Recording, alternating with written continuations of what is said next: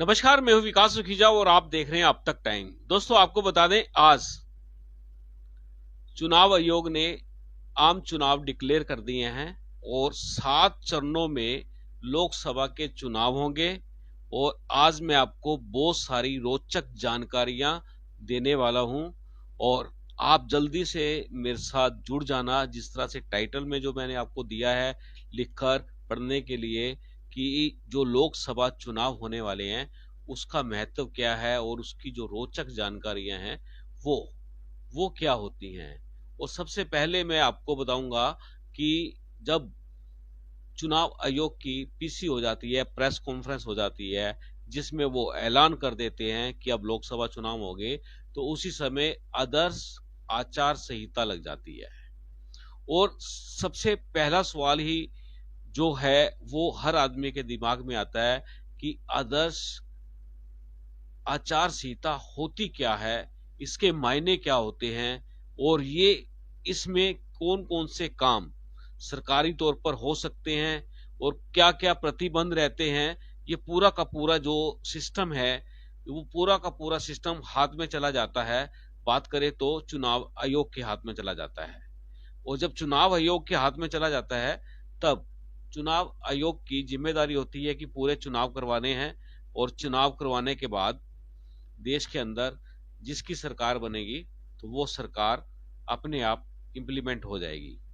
और दोस्तों, ये पूरी जानकारी जो मैं लेके आया हूँ रोचक जानकारी है, खास तौर पर जो मैं आज आपको बताने वाला हूँ। सबसे पहले मैं आपको बताऊंगा कि आखिरकार आदर्श जो आचार संहिता होती है वो क्या होती है। ये सबसे बड़ा सवाल है, ये बड़ा जानना जरूरी है आप लोगों को। और आज से देश भर में नहीं होंगे कौन कौन से काम, वो भी मैं आपको पूरी जानकारी दूंगा। सबसे पहले आपको बता देता हूं, लोकसभा चुनाव का ऐलान हो चुका है और 7 चरणों के अंदर पूरे देश में चुनाव होने वाले हैं। और हम बात करें कि सबसे पहले कि ऐलान के साथ साथ ही देश में आदर्श आचार संहिता लागू हो गई है। इस संहिता के लागू होने से जो खास बात है, अभिप्राय है कि कुछ काम आज से नहीं होंगे। आचार संहिता के तहत राजनीतिक पार्टियां हैं, उम्मीदवार हैं, उनके लिए बहुत सी गाइडलाइंस जारी हो जाती हैं। इसके तहत जो कुछ नियम भी हैं वो भी, और जिनका राजनीतिक दलों और उम्मीदवारों को खास तौर पर पालन करना जरूरी होता है। और यदि कोई इसका पालन नहीं करता तो उसके खिलाफ भी बड़ी सख्त कार्रवाई हो सकती है। और दोस्तों, आपको बता दें, होती भी है। आपको बता दें, कई कई आपने देखा होगा कई चुनावों के अंदर बड़ी बड़ी धांधलियां हो जाती है, गड़बड़ हो जाती है। तो जो चुनाव आयोग है उसके जो अधिकारी हैं, जो पावर्स चली जाती है, तो वो लोग तुरंत कार्रवाई करते हैं। किसी भी तरह का जो चुनाव है उसके अंदर किसी को भी किसी भी तरह की गड़बड़ी करने नहीं दी जाती। दोस्तों, ये आदर्श आचार संहिता जो लागू हो जाती है तो इसके बाद आपको बता दें, ये खास तौर पर बताता हूं कि जिस समय ऐलान होता है उसके तुरंत बाद हो जाती है। और यह चुनाव प्रक्रिया जो जब तक चुनाव चलेंगे तब तक ये लागू रहती है। जब तक पूरी प्रक्रिया कंप्लीट नहीं हो जाती, रिजल्ट्स नहीं आ जाते, तब तक ये पूरी की पूरी ये आदर्श चुनाव आचार संहिता रहती है। और इसके अलावा अगर बात करें तो मान लो इसके जो लोकसभा चुनाव हो रहे हैं, मान लो कई राज्यों में अगर विधानसभा चुनाव भी होंगे तो उन राज्यों में भी ये लागू हो जाती है। अब बात करें चुनाव के आयोजन में प्रत्यक्ष या अप्रत्यक्ष रूप से जुड़े हुए सभी अधिकारी पदाधिकारी के जो तबादले होते हैं, स्थानांतरण होते हैं और उनकी तैनाती होती है, वो पूर्ण रूप से प्रतिबंधित हो जाती है। किसी भी कोई भी सरकार, कोई भी अधिकारी किसी का कर्मचारी का ट्रांसफर नहीं कर सकता। और अगर यदि मान लो बहुत लगता है कि बेहद ही जरूरी है किसी का तबादला करना है, तो वो उसको उस अधिकारी को जिस अधिकारी का ट्रांसफर करना है तो उससे पहले, ट्रांसफर करने से पहले चुनाव आयोग से अनुमति लेनी होगी।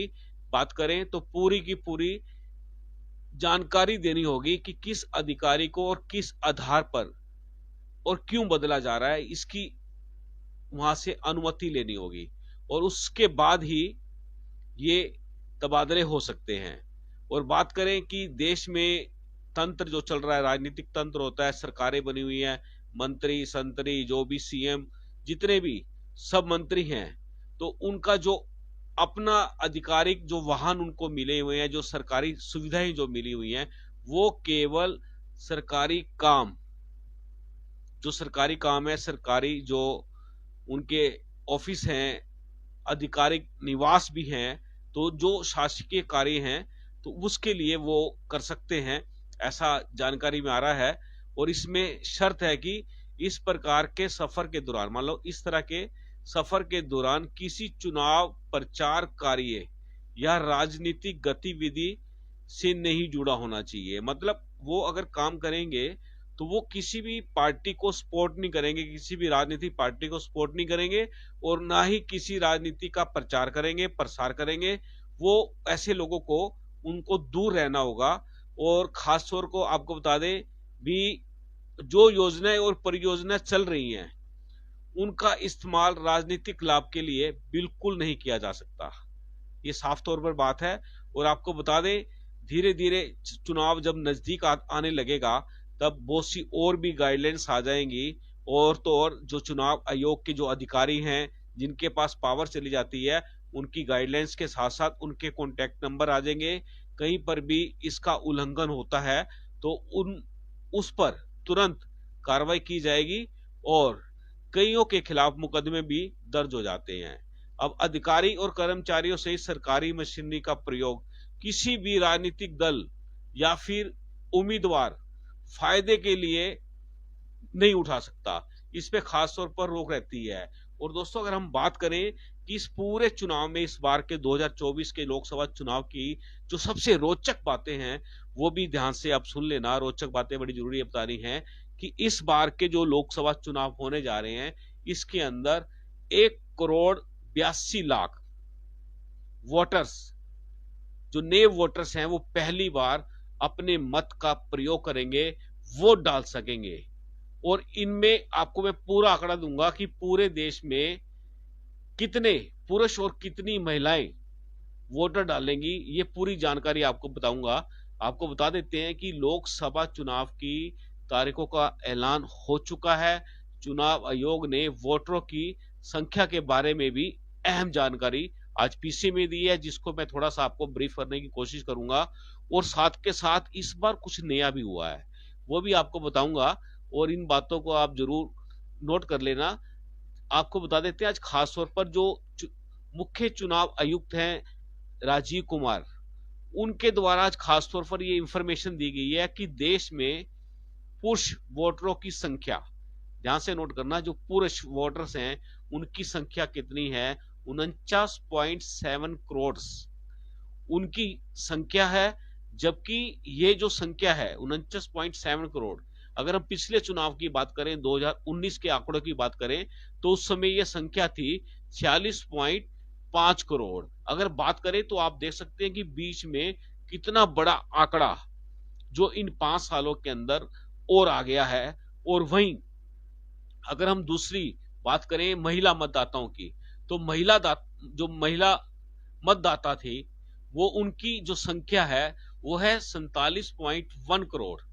और अगर इनकी बात करें कि 2019 में पिछले चुनाव में, तो ये संख्या थी 43.1 करोड़। मतलब अगर लिंगानुपात की बात करें या वोटर्स की बात करें, तो लिंगानुपात के अंदर वोटर्स की जो संख्या है वो भी काफी बड़ी है। तो इससे आप ये अंदाजा लगा सकते हैं कि देश की जो जनसंख्या है वो लगातार बढ़ती जा रही है। और इसमें बात अगर मैं कहूं तो फैमिली प्लानिंग्स को लेकर कई तरह के सरकार के स्वास्थ्य विभाग की गाइडलाइंस आती हैं, तो उस पे क्या काम हुआ वो अलग विषय हो जाता है। लेकिन हम जो आपको ये जानकारी रोचक मैं प्रोवाइड करा रहा हूँ, ये बेहद ही जानकारी है। आपको बता देता हूँ, चुनाव आयोग ने खास तौर पर बताया कि मतदाता सूची के अंदर जो लिंगानुपात सकारात्मक रूप से बढ़ा है, ये मानना पड़ेगा। और ये बात बिल्कुल खुलकर सामने आ गई है कि देश की जो जनसंख्या है, पॉपुलेशन है, वो 2019 के मुकाबले 2024 के अंदर काफी बड़ी है। और जो मतदान करने वाले हैं उनकी भी काफी संख्या बढ़ी है। और आपको बता देते हैं जो खास बात इस बार जो हो रही है, अभी तक की जो हमारे पास जानकारी आई है कि 85 साल से ज्यादा उम्र वाले, आप नोट करना, जिनको बोलते हैं सीनियर सुपर, जो लोग होते हैं सीनियर सुपर सिटीजन्स जिनको हम कहते हैं, तो वो उस उम्र में चुनाव आयोग ने 85 ईयर्स यानी कि 85 साल से ज्यादा उम्र वाले जितने भी वोटर्स हैं और जो दिव्यांग वोटर्स हैं उनके वोट चुनाव आयोग उनके घर जाकर लेंगे। और जो नॉमिनेशन से पहले, मतलब कि जो ये प्रक्रिया स्टार्ट होने वाली है, ये नॉमिनेशन से पहले उनके घर में एक फॉर्म पहुंचा दिया जाएगा। जो वृद्ध लोग हैं, आप देखते होंगे कि चुनावों के अंदर भी किस तरह से लोग अपने बुजुर्गों को अपने कंधे पे उठाकर या गाड़ी में ले जाकर किसी भी तरह से उनका वोट पोल करवाते हैं। तो ये चीजों को आज इस बार खासतौर पर जो चुनाव आयोग है उसने नोटिस किया और इस पे सख्ताई से ये जो व्यवस्था है उसको भी लागू करने का दावा किया है।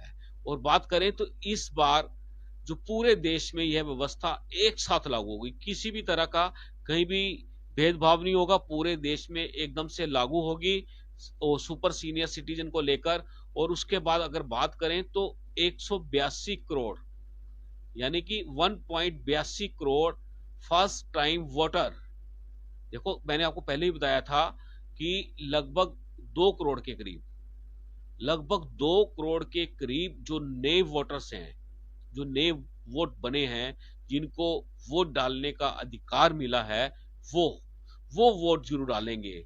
और बात करें तो इसके अंदर कि 18 से 29 साल की उम्र के, अब बड़ा आंकड़ा एक और भी है कि 18 से लेकर 29 साल की उम्र के वोटर्स की भी एक कैलकुलेशंस की गई है।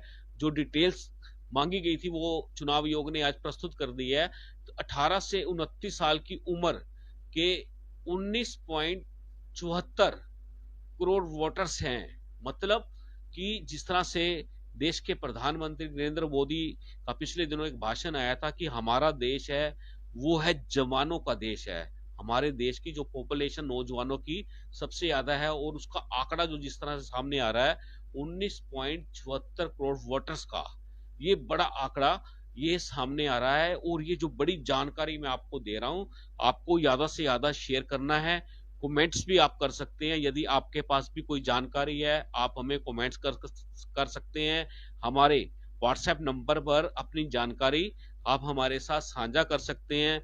यदि आप कुछ कहना चाहते हैं तो आप अपनी वॉइस रिकॉर्डिंग या वीडियो रिकॉर्डिंग भी आप हमें हमारे व्हाट्सएप नंबर पर भेज सकते हैं, वो भी हम जनता तक लेके जाएंगे। एक बार फिर बता देता हूं कि 7 चरणों में लोकसभा के चुनाव होंगे और सबसे बड़ी बात बता देता हूं कि पंजाब में 1 जून को वोटिंग होगी।